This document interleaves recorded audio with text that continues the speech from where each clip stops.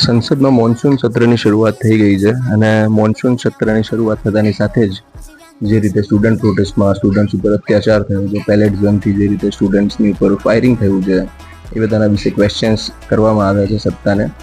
અને જે ટાઈમે અંગ્રેજો જે ટાઈમે ગુલામ હતા તે ટાઈમે આઝાદીના ફ્રીડમ ફાઇટર્સ ઉપર અત્યાચાર કરતા હતા, કદાચ એ જ રીતે આ વખતેની સરકારે, દિલ્હી પોલીસે સ્ટુડન્ટ્સ ઉપર લાઠીઓથી અને પેલેટ્સ ગન જો કે યુઝ્યુઅલી ઉપયોગમાં નથી થતી, બટ કોણે કરી, કેમ કરી અને દિલ્હી પોલીસને પરમિશન કોણે આપી? જો કે દિલ્હી પોલીસ ગૃહમંત્રી અમિત શાહના અંડરમાં આવે છે, એટલે જવાબદેહી એમની બને કે એમણે આવીને જવાબ આપવો જોઈએ. જ્યારે સંસદમાં આ બધી વસ્તુના ક્વેશ્ચન્સ કરવામાં આવે છે તો અમિત શાહ સાહેબ મિસિંગ છે, ખબર નહીં ક્યાં ગયા છે, બટ એમની જવાબદેહી બને છે, એમણે આવીને જવાબ આપવો જોઈએ. બટ આ સરકારનો એક નિયમ જ છે કે જે મંત્રીની જવાબદેહી બને છે એના સિવાય બાકીના બધા જ મંત્રી એને જવાબ આપશે, એ મંત્રી નહીં આપે. તો સાહેબ હવે થોડા સામે આવો, તમારી જવાબદેહી છે, જવાબ આપો. જે વાંક હોય કે ના હોય તમે આવીને ચોખવટ કરો, તમે સરકારમાં છો.